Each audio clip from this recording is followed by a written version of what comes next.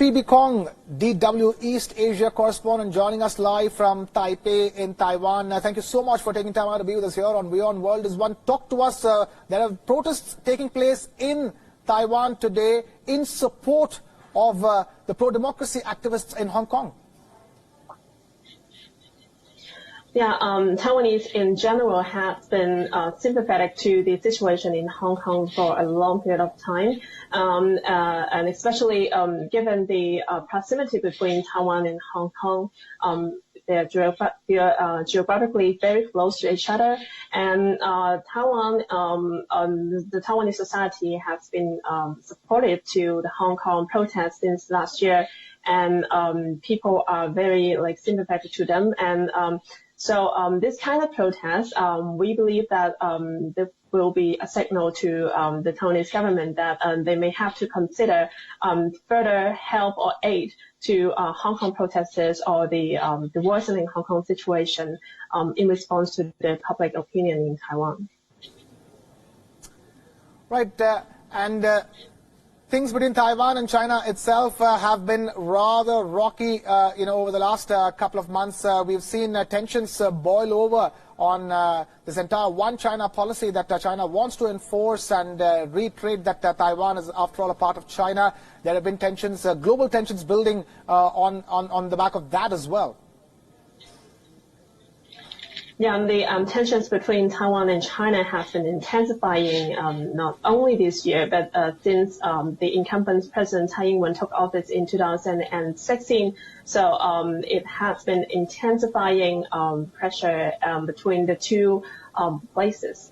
That so as you have mentioned, the signals, that the signs we have read recently that China is keeping to push for the unification with Taiwan under the so-called one country, two systems model. So as we see, this is a kind of a failure in Hong Kong in many people's eyes, in the rest of the world.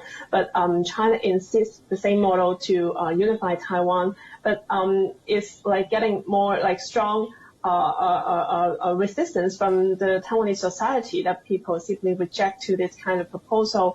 And I think the tension between the sides is not going to ease in short term.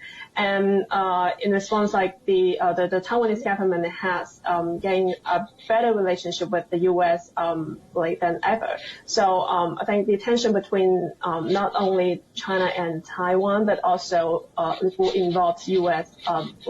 in the larger sense. Right, Phoebe, we've seen U.S. come to Taiwan's support, be it for a seat at the World Health Assembly meet, and we've seen a lot of international support grow for Taiwan over the entire controversy of not being given a seat, an observer status at the World Health Assembly, and we've seen U.S. sailing warships in the region, and we've seen China step up military exercises near Taiwan. So in that sense, Taiwan is in the middle of fighting its own battles with China, with support from the international community. Do you think now, if Taiwan were to take up the Hong Kong issue, it will be able to galvanize more global support in that sense? Taiwan has long been one of the fronts, when we talk about China's aggression, because of what I've mentioned, China has long been trying to unify Taiwan, and if we talk about what is Taiwan is going to help Hong Kong, I think the answer is yes, right now, at least under the current administration, under the leadership of Tsai Ing-wen president, that they have been showing support to the Hong Kong protests. And what Taiwan is doing right now is trying to help in a humanitarian way, that as in the past few months, in the past almost a year, that Taiwan is helping to accommodate some of the Hong Kong protesters who face prosecution in Hong Kong. So in the future, we see that Taiwan will continue to be a kind of a place to help Hong Kong protesters and residents in general, if they want to flee, or if they want to leave the city, then Taiwan will be maybe a place for them for a destination. Right. Phoebe Kong, DW East Asia correspondent, joining us live from Taipei. We are now joined by journalist Laurel Chor, who's joining us live from Hong Kong. Now, Laurel is an award-winning photographer and a journalist from Hong Kong. Laurel, now China has certainly passed this national security bill as far as Hong Kong is concerned, despite threats from the Donald Trump administration about sanctions. But we are just getting comments from the Chinese Prime Minister, who's still urging cooperation with the U.S. on economy and trade. Yes.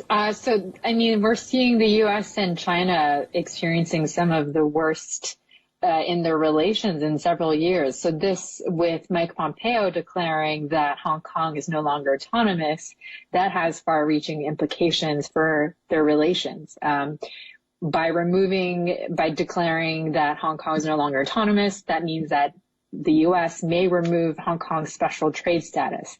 This means that they might impose tariffs on goods from Hong Kong. They might ban American companies from selling goods to Hong Kong companies. They might ban officials responsible for this law from entering America. It's still unclear what this means, but this will hurt Hong Kong's economy. Hong Kong and U.S. businesses in Hong Kong are worried about what this will mean for them. And of course, Hong Kong people will pay the price. What Donald Trump will actually do, we're not sure.